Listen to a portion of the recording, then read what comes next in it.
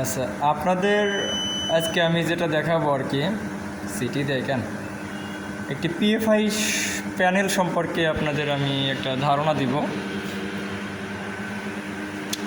যে একটা পিএফআই প্যানেলের মধ্যে কি থাকে। আর পিএফআই যারা নতুন তারা তো মানে বুঝতে পারবেন না যে আসলে কি থাকে না দেখালে, তো দেখলে একটা মোটামুটি আপনাদের একটা ধারণা হবে। দেখুন এখানে কিছু পাওয়ার ব্যাংক, পাওয়ার ক্যাপাসিটর, এখানে কিছু পাওয়ার ক্যাপাসিটর আছে।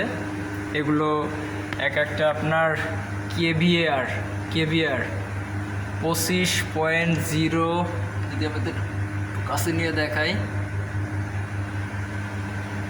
আপনার ভোল্ট হলো 440, এর ফ্রিকোয়েন্সি হলো 50 হার্টজ। হ্যাঁ, এগুলো পাওয়ার ক্যাপাসিটর, পাওয়ার ব্যাংক, আপনার কারেন্টকে উন্নতি করে। এগুলো হলো আমাদের ম্যাগনেটিক কন্ডাক্টর। এই যে এনসি প্রান্ত আমাদের, NONC, এইগুলো এটা হলো 3টে ফেজ, রেড, ইয়েলো, ব্লু। এই যে ম্যাগনেটিক কন্ডাক্টর, এইগুলো হলো আপনার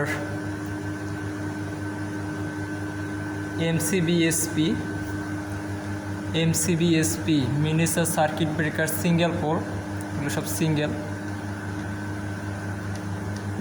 এটা হলো বাসবার। আচ্ছা, বাসবার সিলেকশন নিয়ে আপনাদের পরে একটি আমি ভিডিও দিব, দেখতে চাইলে আপনারা কমেন্টে জানায়েন। এগুলো সব MCBSP। আর ম্যাগনেটিক কন্ডাক্টর একটি সুইচিং ডিভাইস, অটোমেটিক কাজ করে। এই যে কোরগুলো আছে, এই যখন লোডের প্রয়োজন হয় এই কোরগুলো অটোমেটিক আপনার ডাইভা ভিতরে মানে কয়েলটা কাজ করতে শুরু করে আর কি। এই যে ল্যাসিং করা আমাদের ছোট ছোট ম্যাগনেটিক কন্ডাক্টর।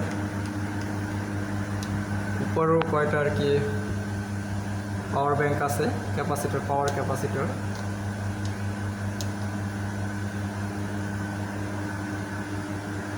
কানেকশন,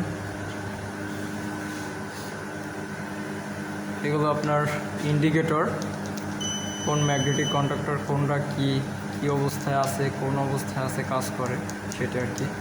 এখানে আমাদের দেখেন পাওয়ার ফ্যাক্টরের দেওয়া আছে, কত আছে, 1.8, ইটস 0.8 পাওয়ার ফ্যাক্টর, মোটামুটি ঠিক আছে। তো এই পর্যন্তই ছিল ভিডিওটা আপনাদের ধারণা দেওয়ার জন্য। তো ভালো থাকবেন, ভুল ত্রুটি হলে ক্ষমা সুন্দর দৃষ্টিতে দেখবেন। আর কোথায় আমার বলায় তারতম্য বা ভুল থাকতে পারে আপনারা কমেন্টে জানান, কি ভুল হয়েছে আর কি মানে কিভাবে এটা উপস্থাপনা করলে ভালো হতো। যতটুকু পারলাম আপনাদের বলার চেষ্টা করলাম।